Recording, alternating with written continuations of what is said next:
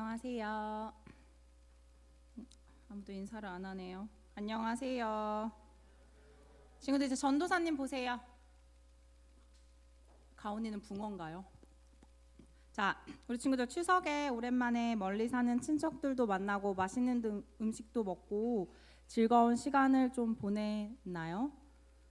아니에요? 가온이는 그렇게 안 보냈어요? 자, 전도사님도 오랜만에 이제 추석에 좀 가족들과 시간을 좀 보내는 그런 시간이었어요. 우리 친구들 근데 추석이 뭐 하는 날인지 혹시 알아요? 추석이 뭐예요? 그냥 추석이니까 추석이에요? 뭐라고요? 가온아 크게 얘기해줘. 추석이 뭐예요? 잘 모르겠어요? 우리 친구들 추석 뭔 줄 알고 그러면 쉬고 놀았어요? 아, 그냥 어린이집 안 가고 학교 안 가니까 아싸 좋다 이러고 그냥 이 추석을 보냈나요? 맞아요. 그래도 돼요. 근데 우리 친구들 오늘 전도사님이랑 이 추석이 뭔지에 대해서 이야기하면서 하나님 말씀 한번 풀어볼 건데, 추석은 무엇을 기념하는 날이냐면 전도사님이 한번 찾아보니까 추석이 뭐냐면 우리 친구들 가을 추수라는 말이 혹시 알아요? 추수? 추수라는 말 우리 초등엉아들 알아요? 추수. 아 뭐지? 추수. 엉아들 한번 설명해 주세요. 추수. 아 그냥 웃지요. 맞아요. 가을 추수가 뭐냐면 우리 친구들 논 가본 적 있어요? 저기 시골에 논? 벼 자라는 거 본 적 있어요? 왜? 대답 좀 해주세요. 나 누구랑 얘기하는 거예요? 우리 친구들 벼 본 적 있어요?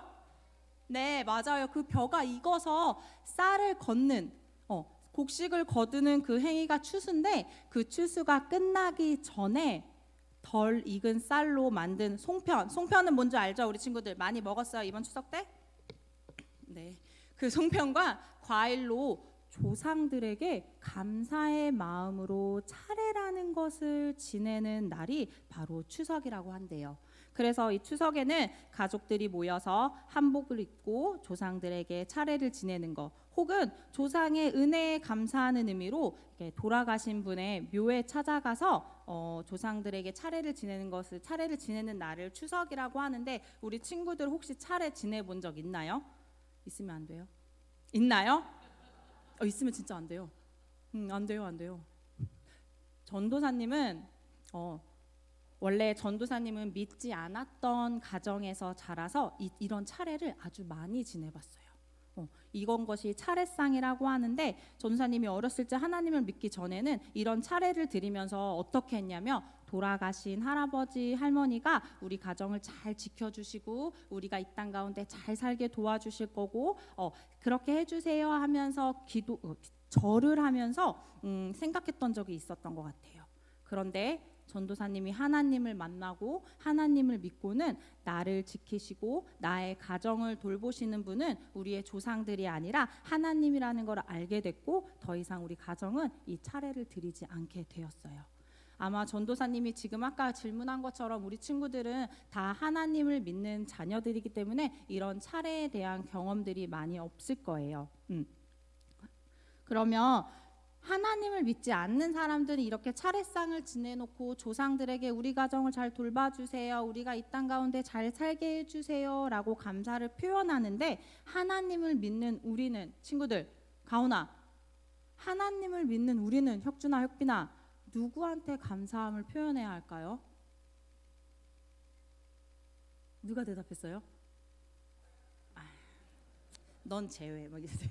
고마워 좋아. 우리 아들이라서 맞아요. 우리가 누구한테 감사함을 표현해야 된다고요, 혁준아? 맞아요. 우리는 하나님의 자녀이기 때문에 하나님한테 감사함을 표현할 줄 알아야 돼요.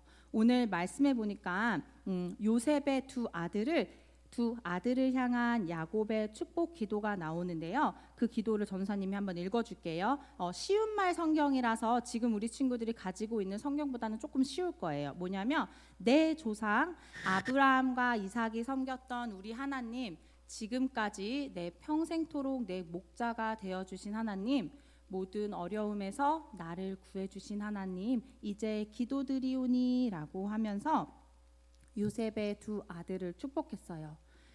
야곱에게도 우리 친구들 조상이 있었대요. 말씀 가운데 보니까 바로 아브라함과 이삭이었는데, 이 야곱은 아브라함과 이삭에게 기도를 드린 것이 아니라 이들이 섬겼던 하나님께 그 기도를 드렸대요. 어떤 감사의 기도를 드렸냐면, 야곱의 인생을 평생토록 지켜주시고 돌보시고, 야곱이 먹을 것이 필요할 땐 그 먹을 것을 주시고, 또 기도해 보니까 모든 어려움, 힘든 일이 있을 땐 야곱에게 힘을 주시고, 어려움을 당할 때는 그것을 이겨낼 힘을 주셔서 감사한다는 기도와 함께 요셉의 두 아들들을 축복하고 있었어요. 전도사님은요, 우리 친구들이 전사님 보세요. 자, 전도사님은 우리 동원교회 친구들이 이 야곱의 고백처럼 우리 친구들의 삶에도 이런 감사, 하나님을 향한 감사의 기도가 넘쳐 흘리길 바래요.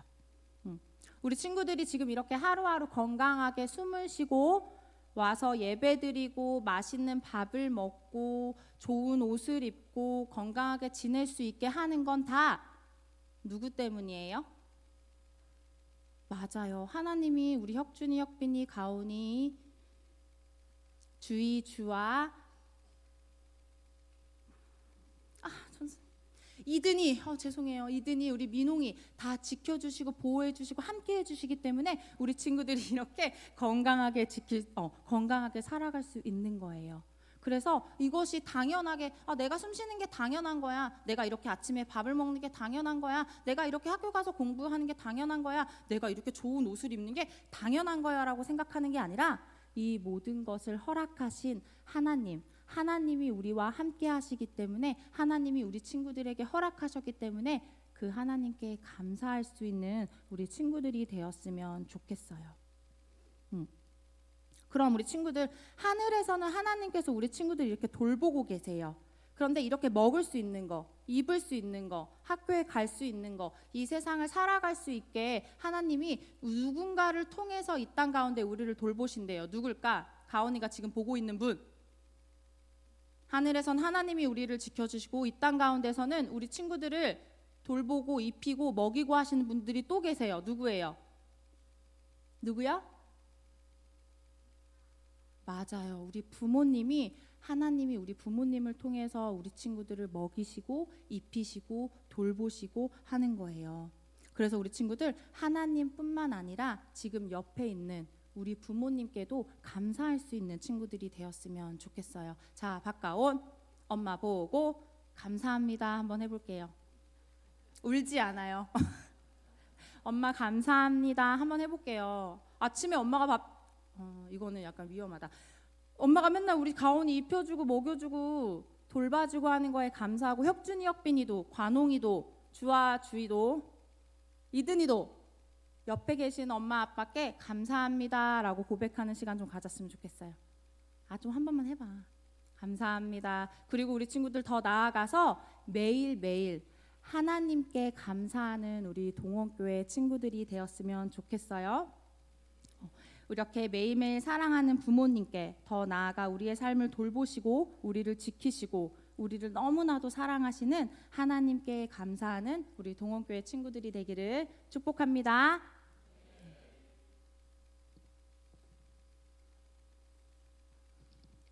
여러분 추석 명절 잘 보내셨습니까? 그래서 오늘은 우리 전사님 말씀하신 대로 우리가 지난 주일 추석 예배 순서지의 본문이죠. 하나님께 감사하고 하나님의 이름으로 축복하라라는 말씀으로 제가 더 전하도록 하겠습니다. 오늘 본문은 야곱이 죽기 전에 유언하는 장면입니다. 애굽에 가서 잃어버렸던 아들 요셉을 만났고요.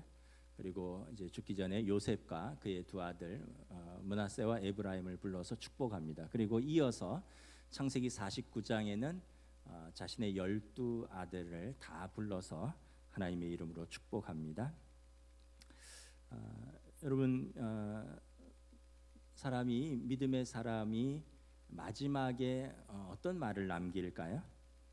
어떤 고백을 하며 어떤 말을 남길까요? 여러분, 한번 장례도 있었는데 한번 스스로 생각해 보시기 바랍니다. 우리 부모님이 떠나가실 때 나에게 어떤 말을 남겼을까? 또 나는 떠나갈 때 어떤 말을 남겼을까? 그때 공부 열심히 해라 이런 말 할까요? 제대로 투자해서 집이라도 한 칸 마련해라 이런 말 할까요? 마지막에? 아니겠죠. 사랑했다. 더 사랑하지 못해서 미안하다. 이제 남은 삶을 사랑하면서 믿음으로 살아라. 이렇게 하지 않겠습니까? 지금 야곱도 그런 거예요. 지금 야곱은 자신의 파란만장한 삶을 돌아보면서 먼저 하나님께 감사합니다.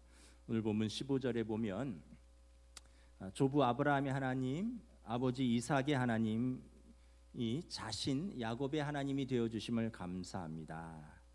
그리고 15절 하반절에 보면 그 하나님이 출생부터 지금까지 야곱 자신을 기르셨음을 고백하고 감사합니다. 그리고 16절에 보면 자신의 인생의 고비고비마다 모든 환난에서 하나님께서 친히 건지셨다라고 고백하면서 감사합니다. 네, 여러분 우리가 야곱의 삶을 성경을 통해서 잘 알고 있잖아요. 정말 이렇게 감사할 일이 넘칠까요? 야곱의 삶은 야곱이 바로 앞에서 고백한 것과 같이 자기 삶은 수고와 고생으로 점철되어 있습니다. 시련과 고통으로 가득한 삶입니다. 야곱은 젊어서 형을 속여서 형의 장자권을 빼앗은 일로 아버지와 형의 노여움을 사서 어쩔 수 없이 집을 떠나야만 했습니다. 그리고 20년간 외삼촌 댁에 얹혀 살면서 거기서 결혼을 하면서 처가살이를 하면서 라반을 섬겼는데 역시 수고와 고난의 연속이었습니다. 외삼촌 라반이 좋은 사람이 아니었습니다. 장인이자 외삼촌 라반이죠. 창세기 31장에 보면 낮에는 더위에 시달리고 밤에는 추위에 떨면서 눈붙일 겨를도 없이 외삼촌의 양떼를 쳤지만 돌아온 것은 빈번한 임금 체불에 10번이나 넘게 약속된 품삯을 번복하였습니다. 만약 하나님께서 나를 돌보시지 않으셨으면 당신은 나를 빈손으로 내쫓았을 것입니다. 야곱이 장인이자 외삼촌인 라반에게 한 고백입니다. 또한 야곱은 라헬이라는 한 여인을 사랑했지만 외삼촌의 계략 때문에 그때는 결혼하기가 어려웠는지 그냥 언니를 같이 데려가도록 하면서 결국은 그 두 명의 몸종까지 평생 4명의 아내들을 취하게 되고 그리고 그 4명의 아내들이 아들 낳는 경쟁을 하면서 서로 갈등을 빚는 것을 보면서 남편으로서 고통당했습니다. 웃자고 하는 말입니다. 너무 심각하게 들으시면 안 돼요. 한 명의 부인만 있어도 얼마나 힘든데 부인이 4명이나 있으면 얼마나 힘들까요? 웃자고 하는 건데 안 웃으시네. 그리고 정작 야곱이 진정으로 원하고 사랑했던 아내 라헬은 오래 같이 못 살았습니다. 막내 베냐민 낳다가 산고로 길에서 사망했습니다. 야곱이 우여곡절 끝에 형하고 화해하고 고향으로 돌아왔는데 고향에 돌아오니까 자신을 그토록 사랑해 주었던 어머니 리브가는 이미 돌아가셔서 더 뵐 수 없었습니다. 고향으로 돌아오는 길에 하나밖에 없는 딸 디나는 이방 문화의 유혹을 받아서 기웃거리다가 세겜의 추장 아들에게 수치를 당해서 아버지 야곱의 마음속에 평생 상처를 남겼습니다. 4명의 아내가 낳은 12아들은 이복 형제들로서 서로 경쟁하고 반목하면서 아버지 야곱이 가장 사랑하는 아들 요셉을 죽이려고 했습니다. 요셉은 죽음에서 겨우 살아남았지만 미디안 상인들에게 노예로 팔렸고 그리고 이집트에서 제외할 때까지 아버지 야곱은 20여 년 동안 아들 요셉이 죽은 줄 알고 비통함 속에서 살았습니다. 오죽했으면 야곱이 바로왕 앞에 섰을 때 이렇게 고백합니까? 내 나그네 인생이 130세이나 조상들보다 험한 삶을 살았나이다. 여러분 야곱의 삶을 이렇게 살펴보면 객관적으로 뭐 그렇게 감사의 조건이 넘치지 않았습니다. 그런데 야곱이 감사할 수 있었던 것은 뭐냐면 그의 인생 전반에 걸쳐서 자기가 하나님과의 관계 속에서 살았기 때문에 그가 믿음의 눈으로 자신의 삶을 볼 수 있었던 것입니다. 그래서 15절에 태어나서 지금까지 모든 것을 내가 감사합니다. 우리 할아버지 아브라함이 믿음의 사람이고 아버지 이삭이 믿음의 사람인데 나도 믿음을 갖게 되고 이 믿음과 언약의 반열에 들어선 것을 감사합니다. 16절에 보면 형 에서와 삼촌 라반으로부터 자신을 구원해 주신 하나님께 감사합니다. 그리고 지금 자신 앞에 있는 자손들 12아들과 딸 그리고 손자 손녀들을 보면서 하나님의 은혜를 감사합니다. 이것이 야곱의 믿음입니다. 추석 명절에 아마 가족들이 모이셨을 텐데 할아버지 할머니 또 아빠 엄마 손자 손녀 이렇게 또 뭐 친척들 다 모였을 때 여러분 감사가 넘쳤습니까? 아니면은 뭐 다른 이야기들이 넘쳤나요? 우리가 야곱의 감사를 통해서 깨닫는 것은 뭐냐면 감사는 선택이라는 것입니다. 환경과 조건이 여의치 않지만 나는 감사를 선택하는 것입니다. 야곱의 삶에 고난과 수고로 점철되어 있지만 야곱은 감사를 선택했습니다. 왜냐하면 하나님의 신실하심을 바라보며 그 하나님과의 관계 속에서 하나님이 나를 버리지 않고 지금까지 이끄셨음을 고백할 수 있는 믿음이 있었기 때문에 그렇습니다. 여러분 그래서 감사는요 믿음의 열매고 감사는 선택입니다. 사랑하는 여러분 감사를 선택하시기를 축복합니다. 다음 장 방송실. 여러분 우리가 뱉는 모든 말은 그 말이 불평이든 감사든 우리의 실제를 만들어갑니다. 여러분 말이 우리의 실제를 만들어가는 힘이 있습니다. 어떤 사람이 상냥하고 친절하다고 평가할 때 그 사람은 말이 상냥하고 친절하다는 말입니다. 어떤 사람이 짜증이 많다라고 말할 때 그 사람은 말로 1차적으로 짜증을 많이 낸다는 뜻이에요. 어떤 사람이 재미있다고 할 때 그 사람이 재미있게 말한다는 뜻입니다. 어떤 사람이 사랑스럽다고 할 때 그 사람이 사랑스러운 행동도 있지만 1차적으로 그 사람의 말이 사랑스럽다는 것입니다. 여러분 아무리 인물이 사랑스러워도 그 말하는 것이 짜증과 불평과 원망이 가득하면 여러분 잠언에 보면 다투는 여인과 한 집에 사느니 마른 떡 한 조각으로 사막에서 사는 것이 더 낫다 이렇게 말하고 있습니다. 인물이 아니라 내면이 아름다운데 그 내면은 말로 표현되는 것이죠. 1차적으로. 마찬가지로 어떤 사람이 냉소적이거나 부정적이라고 할 때 1차적으로 그 사람이 말이 냉소적이고 부정적으로 말하는 습관을 가졌다는 뜻입니다. 그래서 우리가 뱉는 말이 우리의 실제를 만들어가는 것입니다. 우리 아동부 어린이들, 학생부 학생들, 청년들도 잘 들으시길 바랍니다. 여러분 어떤 사람이 되고 싶습니까? 다른 사람들이 좋아하는 매력적인 사람이 되고 싶으세요? 다른 사람들이 기피하는, 피하는, 힘들어하는, 싫어하는 사람이 되고 싶으세요? 그 여러분들이 평소에 어떻게 말하느냐에 달려 있어요. 우리 아동부 어린이들, 학생부 학생들, 할아버지, 할머니, 아빠, 엄마에게 예쁘게 말하시는 우리 교회 학교 어린이 학생들 되시기를 축복합니다. 할아버지, 할머니, 아빠, 엄마한테 예쁘게 말해야 돼. 왜냐하면 나를 가장 사랑하는 사람들이에요. 근데 가장 사랑하는 사람들한테 가장 못되게 말하는 이상한 버릇이 있어요. 우리 학생들도 그렇고 청년들도 그렇고 모두 마찬가지입니다. 친구를 무시하면 나도 무시받고요. 친구를 존중하면 그 친구가 나를 존중합니다. 여러분 부부도 마찬가지입니다. 당신 만나서 내가 고생 죽도록 했다고 당신 나한테 해준 게 뭐 있냐고 그렇게 말하면 여러분 그 뭐 갑자기 뭘 해줄 수 있을까요? 서로 미안한 마음을 가져야 되는 거죠. 나 때문에 당신 나 만나서 고생했다, 수고했다, 내가 미안하다, 감사하다 이러면 여러분 정말 해준 게 없어도 마음으로는 알고 있구나 이러면서 자기도 미안해져 서로 측은한 마음과 감사한 마음을 가질 때 가정이 화목해지는 것입니다. 우리가 어떤 말을 선택하느냐에 따라서 우리의 인격이 달려 있고요. 우리가 어떤 말을 선택하느냐에 따라서 우리의 신앙이 달려 있는 것입니다. 예수님께서 말씀하셨습니다.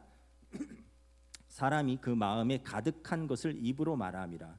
그래서 선한 것을 쌓은 사람은 선한 것을 말하고 악한 것을 쌓은 사람은 악한 것을 말함이라. 이거 제 말이 아니에요. 예수님의 말씀이에요. 여러분의 말은 여러분들이 마음에 쌓은 것을 말하는 것입니다. 불평과 원망을 많이 쌓은 사람은 매사에 불평이고 원망이고 짜증이고, 그러나 감사의 말을 하는 사람은 그런 환경에서도 감사를 마음에 쌓았다는 것입니다. 그래서 우리 말이 여러분 우리 실력이고요, 우리 말이 우리 인격이고요, 우리 말이 우리 신앙이 되는 것입니다. 성도는 어떤 말을 해야 됩니까? 에베소서 4장 29절 말씀 우리 함께 읽도록 하겠습니다. 시작. 무릇 더러운 말은 너희 입 밖에도 내지 말고 오직 덕을 세우는 데 소용되는 대로 선한 말을 하여 듣는 자들에게 은혜를 끼치게 하라. 먼저 여러분 듣는 사람들에게 은혜를 끼치는 말을 하셔야 됩니다. 내가 하는 말이 상대방에게 은혜가 될까? 이왕이면 은혜 되는 말을 하시는 겁니다. 자꾸 상처를 말하는 사람이 있고요, 상처를 덮는 은혜의 말을 하는 사람이 있습니다. 여러분 상처를 자꾸 얘기하면 상처가 회복이 되나요? 물론 상처를 직시하는 면은 있어요. 근데 상처를 자꾸 붙들고 살면 그 상처 속에서 자기 연민에 빠지고 자기 동정에 빠지고 이걸 극복하기가 어려워져요. 상처를 말할 수 있어야 됩니다. 그러나 상처를 덮을 수 있는 은혜의 말을 붙들고 그 은혜의 말을 하셔야 되는 거예요. 여러분 어떤 말을 선택하시겠습니까? 또 성도는 어떤 말을 해야 됩니까? 에베소서 5장 3절 4절 말씀 함께 봉독하도록 하겠습니다. 시작. 음행과 온갖 더러운 것과 탐욕은 너희 중에서 그 이름조차도 부르지 말라. 이는 성도에게 마땅한 바니라. 누추함과 어리석은 말이나 희롱의 말이 마땅치 아니하니 오히려 감사하는 말을 하라. 여러분 더러운 말, 누추한 말, 희롱의 말은 마땅치 아니하다. 우리 동네에 이렇게 보면 길가에 이렇게 술판들이 되게 많이 벌어져요. 무슨 슈퍼 앞에서도 술판이 벌어지고 편의점 앞에서도 술판이 벌어지고 뭐 치킨집 앞에서도 족발집 앞에서도 이 동국대가 있어서 그런지 모르겠는데 이제 날씨가 좀 선선해지고 이러니까 뭐 더울 때도 그랬는데 그냥 길거리 좌판이 쫙 깔리면서 술판이 벌어지는데 제가 이렇게 지나가다 들으면 주로 어떤 말일까요? 주로 좀 성적인 상스러운 말들이 남자들 사이에 오가고 여자들도 왜 그렇게 욕을 많이 하는지 모르겠어요. 여자들도 술도 많이, 제가 좀 놀랐는데 젊은 여자들이 술을 그렇게 잘 먹어요. 족발집, 맥주집, 슈퍼, 여자애들 3명이 앉았는데 소주가 몇 병 쌓이고 맥주가 몇 병 쌓이는지 모르겠어요. 그런데 하는 얘기들 보면 욕도 하고 참 듣기가 민망해요. 여러분 성도에게 누추하고 어리석은 말, 희롱의 말은 어울리지 않는다는 거예요. 우리는 은혜의 말, 감사의 말을 하는 것입니다. 최근 뉴스에서 지난 수해에서 청주 오송 지하차도 참사에서 밀려드는 급류에서 기적처럼 살아남은 공무원의 인터뷰를 들었습니다. 그분은 이제 간신히 차에 물이 차는데 헤엄쳐서 나오다가 겨우 살았고요. 또 어떤 트럭 위에 올라가서 트럭 운전사와 함께 3명의 또 다른 3명의 목숨까지 구했던 그 의인이라고 불리우는 증평구청 공무원입니다. 그분이 이렇게 인터뷰를 했습니다. 삶과 죽음이 간발의 차이였습니다.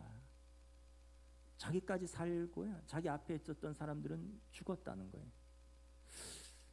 그러면서 깨달은 것이 뭐냐면 일상이 행복이고 아무런 일 없이 지나가는 평범한 나날이 더없이 소중한 시간이고 그 가족들과 함께 오늘 밥을 먹을 수 있다는 것이 가장 귀한 행복이라는 것을 제가 이전엔 몰랐는데 그 사건 이후로 깨달았습니다. 이런 인터뷰를 봤습니다. 여러분 그분에게는 이것은 실질적인 고백입니다. 삶과 죽음이 간발의 차이였습니다. 그래서 지금 출근할 수 있고 지금 가족들하고 밥 먹을 수 있고 그리고 지금 평범한 날이 이렇게 소중한 날인지를 이전에는 몰랐다는 거예요. 사랑하는 성도 여러분, 우리의 삶에서 감사를 선택할 수 있기를 축복합니다. 아무 일 없는 것이 감사입니다. 찢고 볶고 하면서 가족들과 함께 있는 것이 감사입니다. 여러분들이 그렇게 힘들어하면서 오늘 또 출근해야 되나 그렇게 일할 수 있는 것이 감사입니다. 일상의 모든 것을 감사하는 것입니다. 나의 나된 것, 우리에게 사랑하는 가족들 주신 것을 감사합니다. 나의 일터를 주신 것, 우리 가정을 주신 것 감사하는 거죠. 무엇보다 죄인인 나를 구원해 주시고 하나님의 자녀 삼아 주신 것을 감사하는 것입니다. 우리를 거룩하게 부르셔서 함께 예배할 수 있는 영적 공동체 교회를 주신 것을 감사하는 것입니다. 그리고 나를 충성되이 여겨서 주님의 몸된 교회를 섬기는 귀한 직분 주신 것을 감사하는 것입니다. 여러분, 감사를 선택할 때 우리의 삶에 감사가 더 넘쳐날 것을 믿습니다. 여러분, 선택이에요, 모든 것은. 그 다음에 야곱은 이제 감사하고요, 축복합니다. 하나님의 이름으로 축복을 합니다. 임종을 앞둔 할아버지 야곱이 아들 요셉 그리고 손자 므낫세 에브라임 불러서 그 머리에 손을 얹고 축복을 합니다. 온 마음을 다해 아주 구체적으로 사랑을 가득 담아 축복합니다. 아까 전사님이 쉬운 성경으로 읽어주셨는데 우리가 같이 한번 읽도록 하겠습니다. 창세기 48장 15절 16절입니다. 시작. 나의 할아버지 아브라함과 아버지 이삭을 보살펴 주신 하나님, 내가 태어난 날로부터 오늘에 이르기까지 나의 목자가 되어 주신 하나님, 온갖 어려움 속에서 나를 건져 주신 천사께서 이 아이들에게 복을 내려 주시기를 빕니다. 나의 이름과 할아버지 아브라함과 아버지의 이름 이삭이 이 아이들에게 살아있게 하여 주시기를 빕니다. 이 아이들의 자손이 이 땅에서 크게 불어나게 하여 주시기를 빕니다. 할아버지가 아들과 손자들의 머리에 손을 얹고 하나님의 이름으로 축복을 합니다. 그리고 48장 20절에서 이제 온 이스라엘에게 이렇게 자녀들에게 축복하라고 가르칩니다. 창세기 48장 20절 함께 읽습니다. 하나님이 안 나와 있나요? 하나님이 내게 에브라임 같고 므낫세 같게 하시기를 원하노라. 요셉의 두 아들입니다.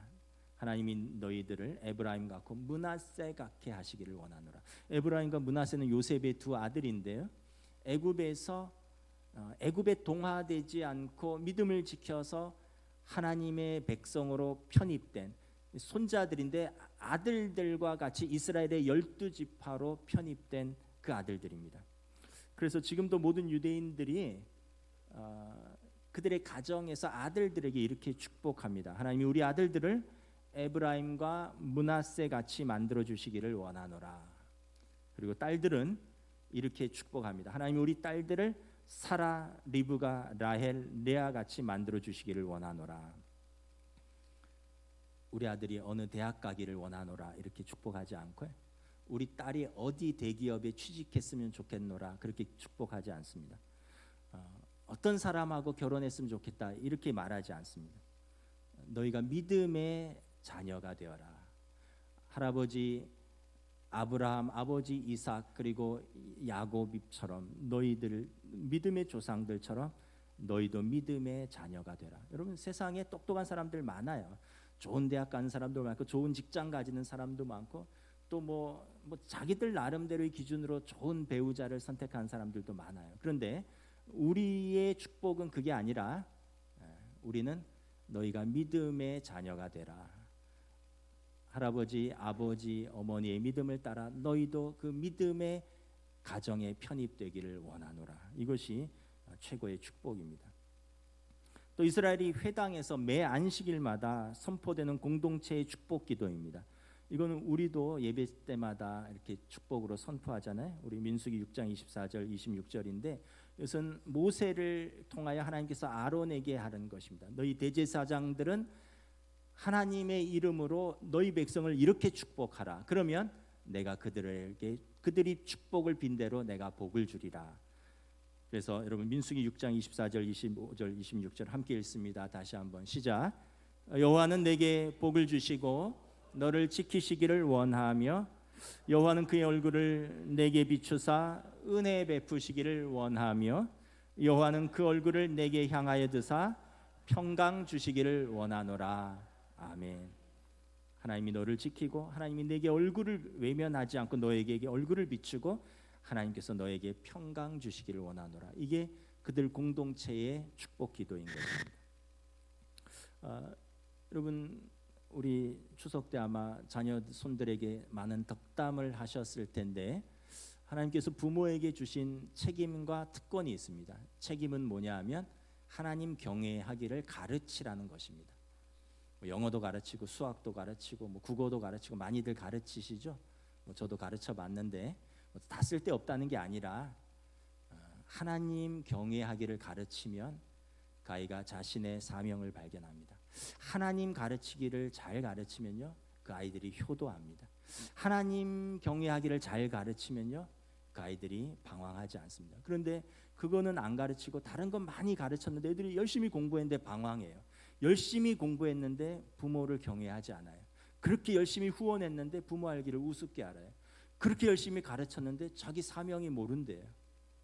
그래서 우리가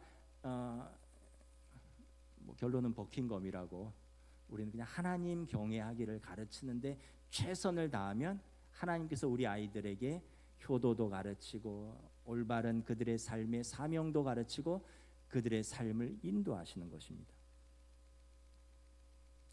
자, 이게 부모에게 책임이라면 부모에게 주신 특권은 무엇입니까? 자녀를 축복하는 특권입니다. 하나님께서 부모들에게 당신의 자녀들을 맡겨주셨고 하나님께서 위탁하셨다가 하나님께서 돌려받으실 텐데 그 부모들을 통하여 마음껏 축복하라는 것이에요. 여러분 하나님의 자녀를 우리가 맡아서 구박만 하다가 돌려보내면 되겠습니까? 하나님의 자녀를 맡았다면 하나님의 이름으로 축복하고 돌려보내야 돼요. 그런데 저를 비롯해서 많은 부모들이 자녀들에게 대해서 자주 야단치고 비난하고 책망하고 비교하고 질책하고 징계하는데 더 익숙합니다. 여러분 우리 자녀들이 우리 가정에서도 격려받지 못하고 축복받지 못한다면 우리 자녀들이 어디 가서 격려받고 축복을 받겠습니까? 나도 못하는데 부모인 나도 안 했는데 다른 사람들이 우리 자녀들을 그렇게 인정하고 격려하고 축복할 수 있겠습니까? 우리가 먼저 격려하고 축복할 수 있어야 됩니다. 이게 부모의 특권입니다. 한 어머니가 자신의 어린 아들 문제로 유치원 선생님의 호출을 받았습니다. 선생님이 말합니다. 아드님이 너무 산만해서 3분도 의자에 앉아있지 못합니다. 경고하는 거죠. 집에 돌아오는 길에 어린 아들이 엄마에게 묻습니다. 엄마, 선생님이 뭐라 그러셨어? 야, 선생님 너를 칭찬하셨어. 옛날엔 1분도 못 앉아 있었는데 지금은 3분이나 앉아 있다고 칭찬하셨어. 우리 아들 많이 의젓해졌구나. 세월이 흘러서 아들이 초등학교에 입학했습니다. 오늘 선생님이 어머니를 불렀습니다. 아드님의 학업 성취도가 너무 낮습니다. 검사를 받아보셔야 할 것 같습니다. 엄마는 눈물이 왈칵 쏟아졌지만 집에 돌아와서 이렇게 말합니다. 선생님이 너를 믿고 계시더구나. 너가 결코 머리가 나쁜 학생이 아니니까 검사 받고 조금 더 노력하면 지금보다 훨씬 더 좋아질 거야. 아들이 중학교에 들어갔는데 담임 선생님이 어머니를 불렀습니다. 아드님이 이 성적으로는 고등학교 들어가는 것이 좀 어렵겠습니다. 저희 때는 인문계 실업계 하고 커트라인이 있어서 고등학교도 못 가고 그런 때였잖아요. 저희 세대보다 조금 더 위인 분입니다. 아드님이 이 성적으로는 고등학교 들어갈 수 없습니다. 집에 돌아와서 아들에게 이렇게 격려해 주었습니다. 야, 너가 중학교 3년간 열심히 노력하면 명문고등학교에 입학할 수 있다는구나. 지금 1학년이니까 열심히 한번 해보자. 이 학생은 나중에 경찰대학교를 졸업하고 대한민국 최초의 범죄 심리 분석관이 되었습니다.